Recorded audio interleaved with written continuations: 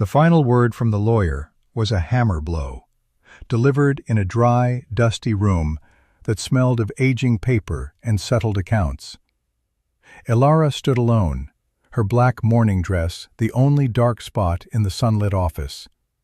Her husband, Thomas, had been gone 2 weeks, taken by a fever that burned through him like a prairie fire. Now his brother, Marcus, a man with a face as hard and unforgiving as the winter ground, was settling the estate. "Thomas's half of the main farmstead reverts to me, as per the family charter," Marcus stated, not looking at her. He tapped a long, pale finger on a stack of documents. "For you, Ilara, he left what was his to give." He slid a single folded deed across the polished table. "And this." He counted out 12 silver dollars, the coins making a cold, final sound as they clicked against the wood. Ilara did not touch the money. Her eyes were on the deed. She knew the parcel of land. Everyone in Promise Creek knew it. They called it the Scab. It was a 5-acre slice of vertical misery on the north face of Whisperwind Ridge, a place of shattered rock, stunted pines, and little else. It was land no one had ever wanted, a geological afterthought, good only for holding the rest of the mountain together. It was worthless. It was an insult.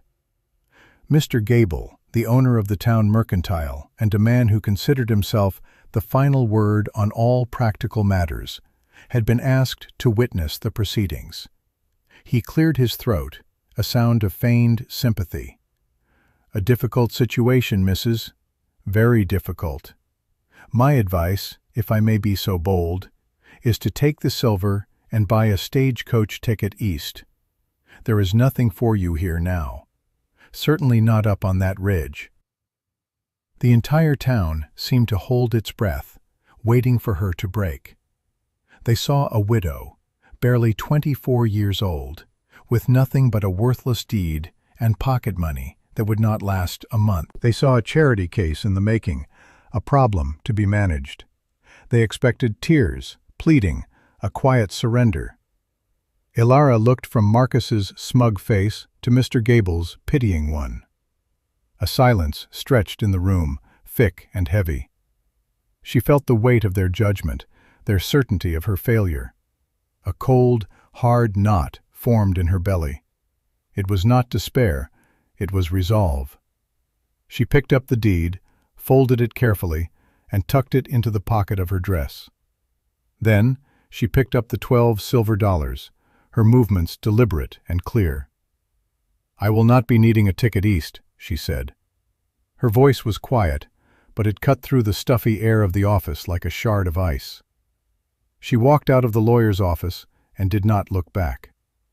Her first stop was not the boarding house to gather her meager belongings. It was Mr. Gable's own mercantile. She walked past the barrels of flour and sacks of beans, past the bolts of calico and tins of coffee. She went to the back wall where the tools hung. She laid 6 of her $12 on the counter. "I'll need a good felling axe," she said, "the one with the hickory handle, and a sharpening stone." Mr. Gable stared at the money, then at her. The pity in his eyes was now mixed with a kind of baffled condescension. "An axe? Woman, what in God's name are you going to do with an axe up on the Scab?" "This land is mine," she said, her voice betraying no emotion. She tested the weight of the axe in her hands. It felt solid, real. "I intend to live on it." The journey to the ridge was a punishment. The late autumn air had a sharp bite, and the path that led out of the valley quickly dissolved into a rugged animal trail. Ilara carried everything she owned in the world on her back. A canvas sack containing a wool blanket, a small iron pot, a bag of salt, a tinder box, and the last of her husband's flour. The new axe was strapped to the outside, its cold weight a constant reminder of the task ahead.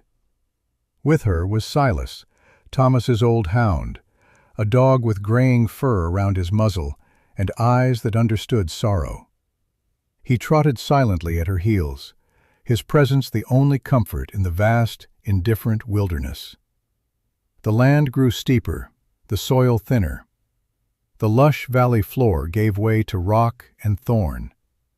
By midday, her shoulders screamed from the weight of the pack, and her legs burned with a dull, steady ache. The sun offered little warmth, and the wind that swept down from the high peaks was a constant thief, stealing the heat from her body. She stopped only once, to drink from a stream so cold it made her teeth hurt, and to share a small piece of hardtack with the dog. Late in the afternoon she arrived. She crested a small rise, and there it was, the scab. It was worse than she had remembered. It was a scar on the face of the mountain, a chaotic jumble of gray, fractured rock and sheer cliff face. A few hardy, wind-twisted pines clung to life in the crevices, their branches permanently bent away from the punishing wind. The ground was not soil, but a thin layer of gravel and dust over solid stone.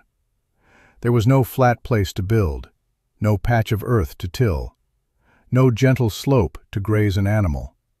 A wave of despair washed over her, so powerful it buckled her knees. She slid her pack to the ground and sank down onto a cold boulder. The town was right. Marcus was right. Gable was right. This was a place of ruin, a place to die. The wind howled around her, a lonely, mocking sound. Tears welled in her eyes, hot and stinging in the cold air. She had traded the town's pity for this profound, crushing hopelessness. For a long moment, she allowed herself to feel the full weight of it. She was utterly, terrifyingly alone.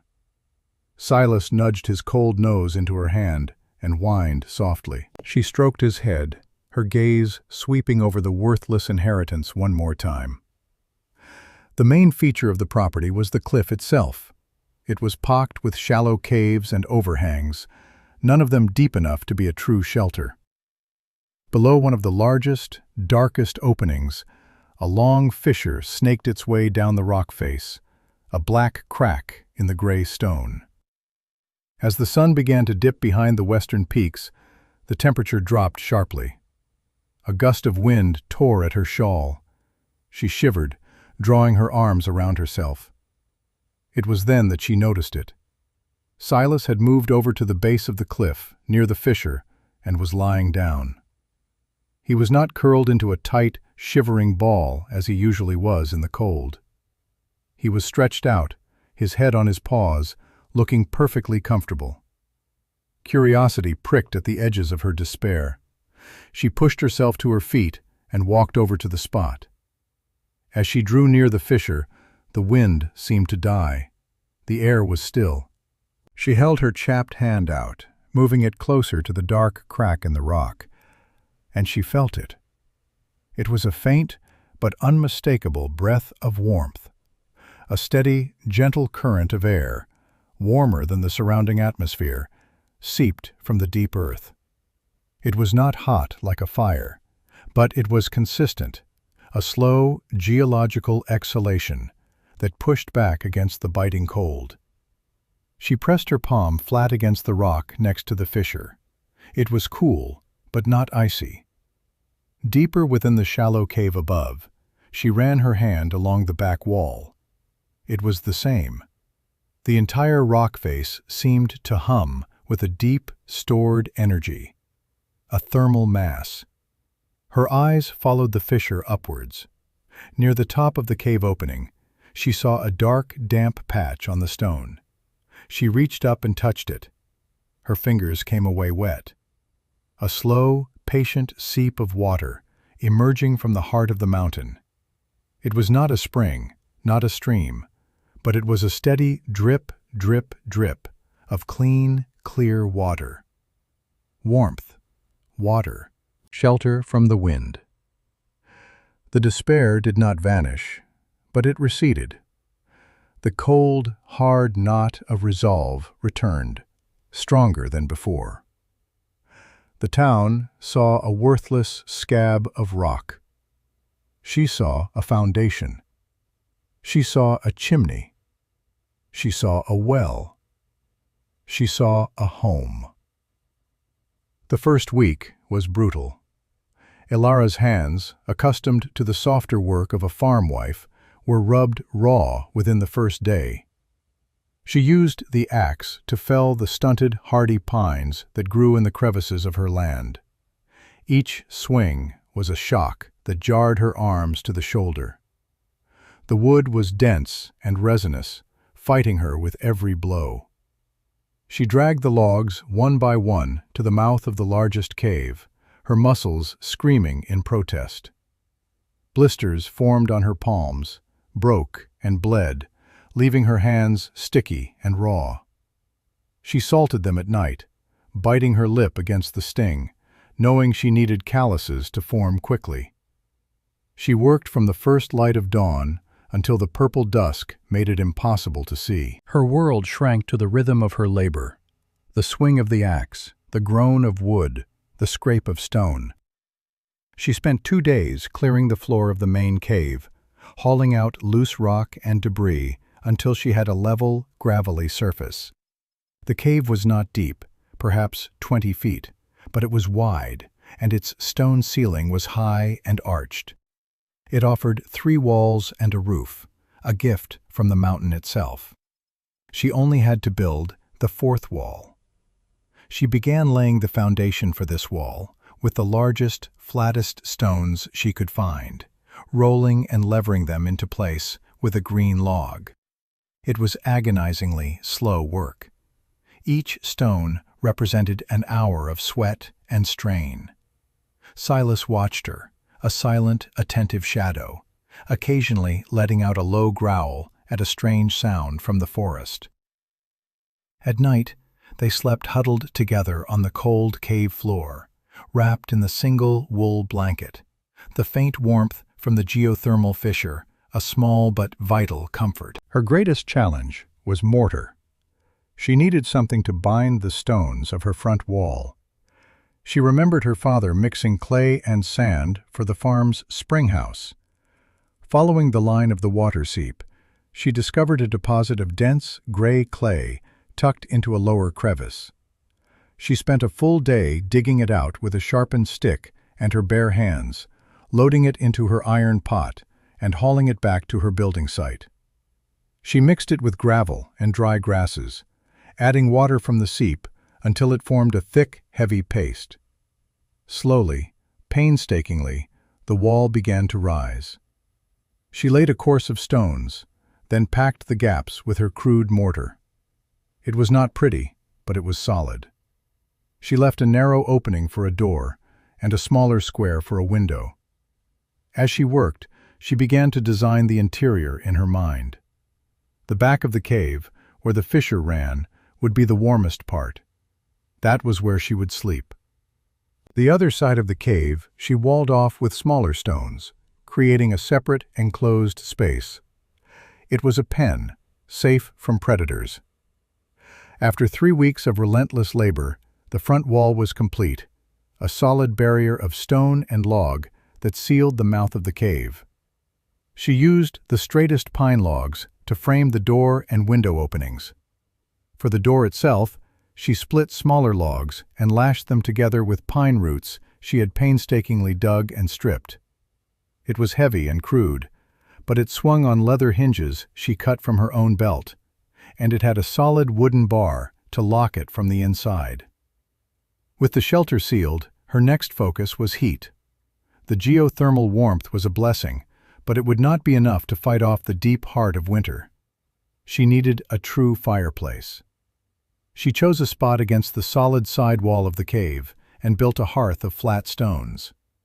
For the chimney, she did not try to punch a hole through the solid rock roof. Instead, she looked again to the gifts the mountain had already provided. The main geothermal fissure was a natural flue. Carefully, she constructed the firebox so that it vented directly into the fissure. She channeled the smoke into the mountain's own hidden passages. From the outside, there would be almost no visible sign of a fire within. Her final system for the initial build was water. The constant drip from the seep was life, but it was slow. She could not rely on catching it in a pot.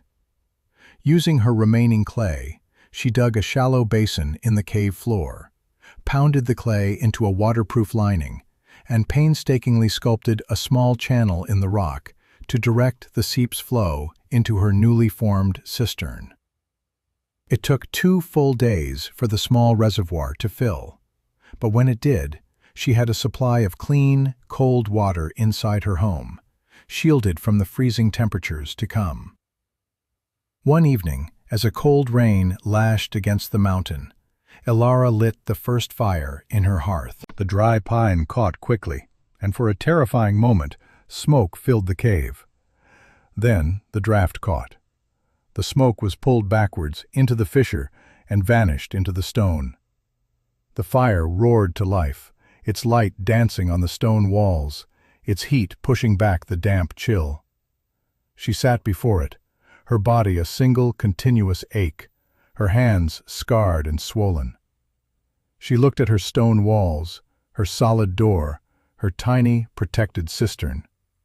Silas lay at her feet, his body warm against hers. She was still there. It worked. A month after her exile, Elara knew she needed more than just shelter. She needed a way to last the winter. She needed food that could grow, not just be gathered.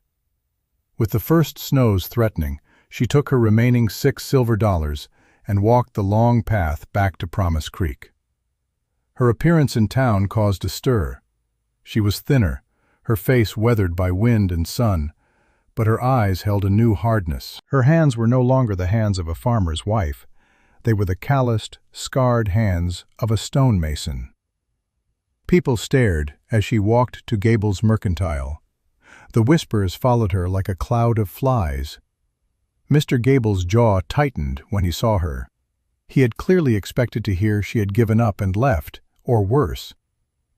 "Mrs.," he said, his tone clipped. "Come for that ticket east, have you?" "No," Elara said simply. She placed her money on the counter. "I need a laying hen, 2 if you have them, and a bag of feed. Also salt, a sack of seed potatoes, and whatever fruit tree saplings you have that are hardy." Gable stared at her as if she had lost her mind. The other customers in the store fell silent, listening. "Livestock? Saplings? For the scab? Woman, there is no soil up there. Nothing will grow. You'll be throwing good money away. The chickens will freeze or be eaten by wolves inside a week." "The price is $5 for the lot," she stated, ignoring his lecture. "I have 6. Defeated by her sheer, baffling stubbornness, Gable sighed and took her money. "It's your funeral. I have 2 hens, and the only saplings left this late in the season are peach trees. They're delicate. They'll never survive a valley winter, let alone one on that ridge." "I will take them," she said. The journey back was even harder. She carried the 2 disgruntled hens in a wicker cage, the sack of supplies on her back, and the 2 dormant peach saplings, little more than bare, thin switches, cradled in her arm. The story of her absurd purchase spread through Promise Creek before she had even left the town limits. The whispers now had a name for her. They called it Cave Orchard Madness. Back in her stone shelter, she put the hens in the small, secure pen she had built. Their soft clucking was a comforting, living sound in the quiet stone room. The true work, however, was for the trees. The town was right about one thing. There was no soil. She would have to make it. In the wide mouth of the cave, shielded from the wind but open to the morning sun, she began to build 2 large, waist-high stone terraces. For days, her life became a cycle of hauling. She found pockets of thin, tough soil at the base of the ridge. She dug it up, loaded it into a basket woven from pine roots, and carried it, load by agonizing load, up the slope and into the cave, dumping it into the stone enclosures. She mixed in leaf mold and pine needles. It was back-breaking, seemingly pointless labor. She hauled hundreds of pounds of earth to create 2 small patches of life. Finally, when the terraces were full, she carefully planted the 2 peach saplings. They looked frail and lonely in the vastness of the stone cave. She watered them from her cistern. The air that touched them was different. It was shielded from the wind, and it carried the faint, constant warmth from the fissure at the back of the cave. She was not just planting trees. She was creating a microclimate, an impossible garden of stone and earth and geothermal heat. As the first true snows of winter fell, blanketing the mountain in white, Ilara's world shrank to the interior of her creation. Her life became a quiet routine, a steady rhythm of survival. Each morning began before dawn, in the deep, silent cold. She would rise from her bed of pine boughs and wool blankets, the faint warmth of the fissure at her back, and stir the embers in the hearth. The first task was always the fire. She would add fresh logs from the massive stockpile she had cut and stacked against the inner wall of the cave, a fortress of firewood that represented months of labor. With the fire crackling, casting a warm, flickering light across the stone, she would tend to her animals. The 2 hens, whom she called Ash and Ember, would cluck a soft greeting from their stone-walled pen. She would give them their measure of feed and fresh water from the cistern, and check for the precious gift of an egg. More often than not, one of them had provided. The small, perfect ovals were a daily miracle, a promise of sustenance. Her next duty was to the most fragile lives in her care, the peach trees. In the dim morning light, she would inspect their thin branches, checking the soil in the terraces for moisture. The cave protected them from the wind and snow, and the steady, gentle warmth from the deep earth kept the temperature in their small grotto just above freezing, even on the most bitter nights. They were dormant, but they were alive. She saw them not as sticks in the dirt, but as a future she was painstakingly building. The days were filled with quiet, necessary tasks. She set snare lines for rabbits along the base of the ridge, checking them daily. A successful catch meant precious meat for her pot, and a pelt to be scraped, cured, and sown. She tended to her small crop of potatoes, which she had planted in a deep trench filled with the same hauled-in soil, banking them with straw to protect them from the cold. She mended her worn clothes by firelight, her fingers growing nimble with the needle. She spent hours grinding dried acorns into a coarse flour, a bitter but filling substitute for the wheat she could not afford. The town and its mockery felt a world away. The name they had given her, Cave Orchard Madness, was a distant echo. Here, in her fortress of stone, there was no madness. There was only order, routine, and the deep satisfaction of self-reliance. She was utterly alone, with only Silas for company, but she was not lonely. Her world was full, with the demands of the fire, the needs of her animals, the silent promise of her trees. One afternoon, a deep rumble shook the mountain. A section of the cliff face, far above her shelter, heavy with snow and ice, gave way. A river of rock and snow thundered down the mountain. Ilara and Silas were inside, and the sound was deafening. The ground trembled. A fine dust sifted down from the cave ceiling. She stood frozen, her heart pounding, certain her wall would be smashed to pieces. The roar faded, replaced by an unnerving silence. She cautiously unbarred the heavy door and looked out. A massive pile of new rock and debris lay 20 yards from her home, a testament to the mountain's raw power. Her wall had not been touched. Her small, protected space had held. It was a test, and her systems had passed. She had built well. The mountain had accepted her.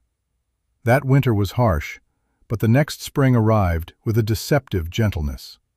A warm southern wind melted the snows in the valley of Promise Creek almost overnight. The soil, dark and rich, was ready for planting weeks ahead of schedule. A sense of giddy optimism swept through the community. This would be a banner year. Farmers worked their fields from dawn till dusk, and the orchards that dotted the valley floor were pruned and tended with great care. Mr. Gable did a brisk trade in seeds and new equipment.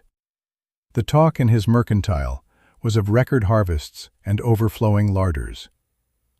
By late spring, the valley was a riot of life. The apple, pear, and plum trees exploded in a sea of white and pink blossoms. The air was thick with their sweet perfume. It was a picture of perfect, promising abundance. Ilara, on her ridge, felt the change as well. The warmth in her cave deepened. She uncovered her potato trench and saw the pale green shoots pushing towards the light. Her hens grew fat and lazy in the sun that now reached the mouth of her shelter. But the greatest miracle was the peach trees. Warmed by their unique microclimate, protected from the late frosts that sometimes nipped the valley, they had thrived. Now, their bare branches were covered in delicate pink blossoms. The sight was so beautiful, so impossible in this harsh landscape, that it brought a lump to her throat. Then, in the first week of summer, the weather turned. The sky took on a strange, bruised, metallic color. The warm southern wind died, replaced by a still, biting cold that descended from the high peaks. It was a cold that felt unnatural, a deep and predatory chill that had no place in summer. The old-timers in the valley looked to the sky with worried eyes. They called it a shatter frost. The first night, the temperature plummeted. A hard, crystalline frost coated every surface. The second night was worse. The cold deepened, sinking into the very bones of the earth. It was a silent, merciless killer. The beautiful, fragrant blossoms in the valley orchards froze solid.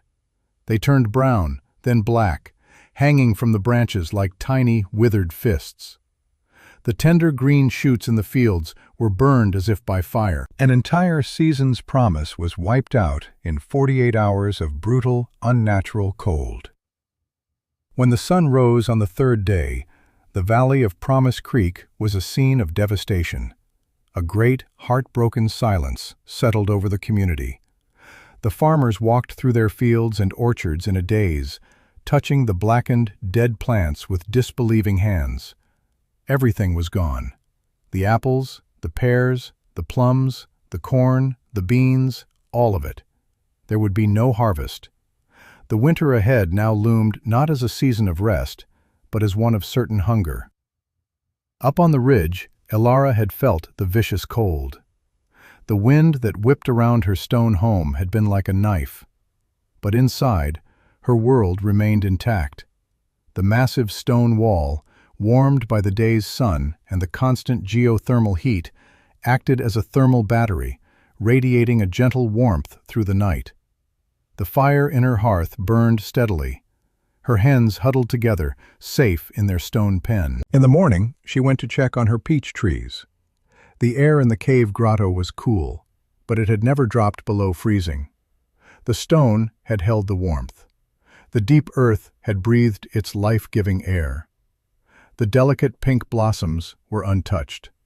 They were pristine, perfect, and alive.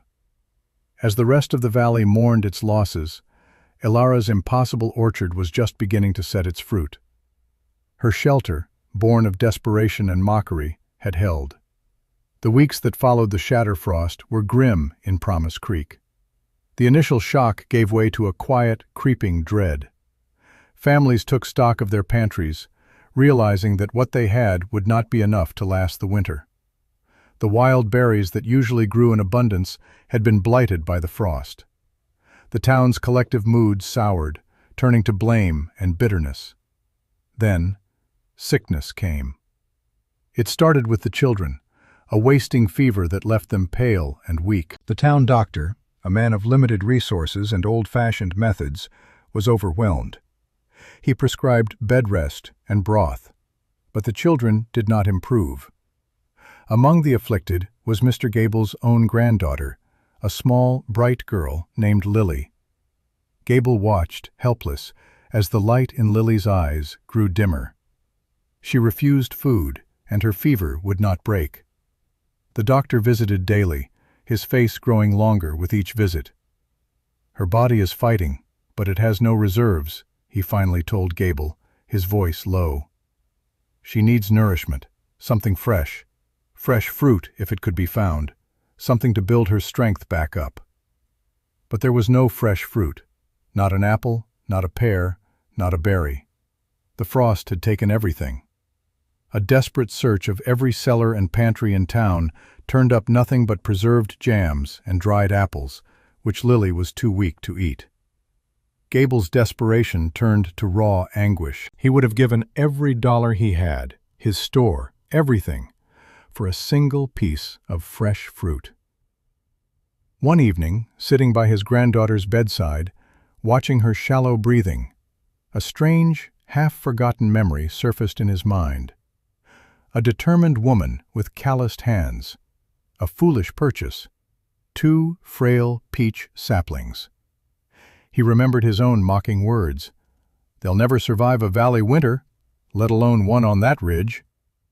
The thought was insane, impossible, and yet it was the only sliver of hope in a world that had none. He had heard the stories of the strange shelter she had built, the cave orchard. He had dismissed them as the ravings of a woman driven mad by grief and isolation. But now, that madness was his only hope. Leaving his wife to watch over Lily, Gable saddled his horse. He did not tell anyone where he was going. The shame was too great. He, the pillar of practical wisdom in the community, was chasing a ghost, a fool's errand born of desperation. He rode out of town and took the steep, winding path up toward Whisperwind Ridge. He found her shelter just as dusk was falling. It was more fortress than cabin, a wall of gray stone and dark logs that seemed to grow directly out of the cliff face. A thin, almost invisible wisp of smoke curled from a fissure high above. It was an intimidating, alien sight. His heart sank. This was not the home of a farmer. It was the lair of a hermit. He dismounted, his legs stiff, and walked to the heavy wooden door. For a long moment, he simply stood there, the full weight of his past mockery pressing down on him. Then, he raised a trembling hand and knocked. The heavy bar scraped on the other side of the door, and it swung inward. Ilara stood there, silhouetted by the warm glow of a fire within. She held a small lantern. She was no longer the broken widow he remembered. Her face was lean and strong, her eyes clear and direct. She looked at him without surprise, without anger, simply waiting. Behind her, the hound, Silas, rose to his feet with a low growl. "Mrs.?" Gable began, his voice cracking. He could not meet her gaze. He looked at the stone floor. "My granddaughter. She's sick. The doctor says she needs fruit. Fresh fruit. I know what I said, but I had to ask. I had to come. Is there any chance?" His voice trailed off, thick with shame and despair. Ilara looked at the man shivering on her doorstep. She remembered his pity, his condescension, the whispers that had followed her out of his store. She thought of her carefully husbanded resources. She had so little, and winter was coming. A bitter, triumphant refusal rose in her throat. The choice was hers. She could close the door and leave him to the consequences of his own certainty. It would be justice. But when she looked at his face, she did not see the proud merchant. She saw a terrified old man, broken with fear for a child. She saw not an enemy to be punished, but a person in need. And she had built this life not for vengeance, but for survival. And what was survival, if not to help another life continue? She gave a quiet command to Silas, who settled back down by the fire. She stepped back, holding the door open. "Come in out of the cold, Mr. Gable," she said, her voice even and calm. "There is still food." The first thing that struck Mr. Gable was the warmth. It was not the scorching, dry heat of a wood stove, but a deep, gentle warmth that seemed to rise from the stone floor itself. It filled the large, cave-like room and pushed back the chill that had settled deep in his bones. The air smelled of wood smoke, baked bread, and damp, living earth. His eyes, accustomed to the gloom, slowly adjusted to the firelight. He saw a home of impossible ingenuity.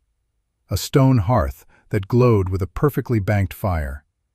A massive wall of neatly stacked firewood. A small, bubbling cistern of clear water in the corner. Shelves carved into the rock held clay pots and tidy bundles of dried herbs. In a secure pen, 2 chickens clucked softly in their sleep. It was a world of order, warmth, and astonishing plenty. Then Ilara lifted her lantern higher, and Gable saw the orchard. Beyond the main living space, in the wide mouth of the cave, were the terraces. And on the terraces, rising from the dark, rich soil, were 2 small but healthy peach trees. Their leaves were a vibrant green, and nestled among them, glowing like jewels in the lantern light, were dozens of ripe, blushing peaches. The sight was so profoundly impossible, so contrary to every law of nature he understood, that he could only stare, his mouth agape. He reached out a trembling hand, as if to touch a leaf to see if it was real. He finally turned back to Ilara, his eyes wide with a dawning, shattering understanding. All the mockery, all the smug certainty, all the town's collective wisdom crumbled to dust in the face of this warm, living, breathing miracle. They had called her mad. They had pitied her. They had cast her out to die on a worthless rock. And she had built a paradise. A great, shuddering sob escaped him. The dam of his pride broke, and tears streamed down his weathered face. "We were wrong," he whispered, the words choked and raw. "My God, we were all so wrong. I called you a fool. We were the fools." Ilara did not answer. There was no triumph in her eyes, no hint of, "I told you so." Her strength was quieter, deeper than that. She simply walked past him, took a small, hand-woven basket from a peg on the wall, and went to the nearest tree. With a gentle, practiced hand, she began to pick the ripe peaches, placing them carefully in the basket one by one. Her grace was in the action. Her forgiveness was in the giving. She filled the basket and held it out to him. "Take what you need for your family," she said. Her voice was soft, but it carried the weight of the mountain itself. "There is enough." Gable returned to Promise Creek like a man returning from the dead. The basket of peaches was a holy relic. He burst into his home, waking his wife, and they crushed the soft, ripe fruit, feeding the sweet juice to Lily drop by drop. The girl, who had refused all food, swallowed it. That night, for the first time in a week, her fever broke. The next morning, the story swept through Promise Creek like wildfire. It was not a story of madness anymore. It was a story of miracles. People gathered outside the mercantile, speaking in hushed, awestruck tones. Gable, his face etched with humility, told them everything. He told them of the warmth, the water, the chickens. He described the impossible sight of green, living trees bearing fruit in a stone cave. The town's relationship with Ilara transformed overnight. The derisive nickname, Cave Orchard Madness, was never spoken again. Now, when they spoke of her, it was with a new name, one of reverence, the Woman of the Ridge. The shame of the community was a palpable thing. They had cast her out, and she, in her quiet strength, had saved one of their own. Slowly, tentatively, people began to make the journey up the ridge, not to mock, but to trade. They brought what little they had, a bolt of wool, a cured ham, a handful of nails, and offered it in exchange for a basket of peaches to help their own sick children. Ilara traded freely, never asking for more than was fair. She shared not just her fruit, but her knowledge. She showed them how the stone held the heat, how the cistern captured the water, how the fissure vented the smoke.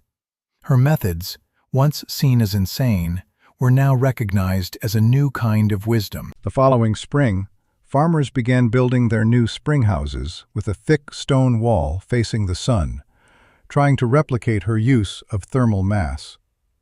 Others began digging into hillsides, creating root cellars that were deeper and better insulated than any before. Her story spread beyond Promise Creek, carried by travelers and traders, becoming a frontier legend, the tale of the widow who built a home in a worthless cave and grew an orchard in the heart of a mountain. Ilara never moved back to the valley. The home she had built with her own blistered hands was more a part of her than the farmhouse had ever been. She expanded her systems, adding a small flock of goats, whose pen was warmed by the same geothermal heat. She became a master stone builder, a quiet expert on the secrets of the mountain. Her life was one of peace and purpose, carved from the rock that everyone else had discarded. Years later, an old woman with hands as tough as leather and eyes as clear as the mountain air, she would often sit at the mouth of her cave at sunset. She would look out over the valley of Promise Creek, a valley that now thrived on the lessons she had taught it. Her legacy was not written in a book or carved on a monument. It was in the stone walls of the farmhouses, in the taste of fresh fruit in winter, and in the quiet understanding that the greatest value is often found in the places and the people that have been thrown away. She had been given nothing but a rock and a reason to survive, and from it she had brought forth life.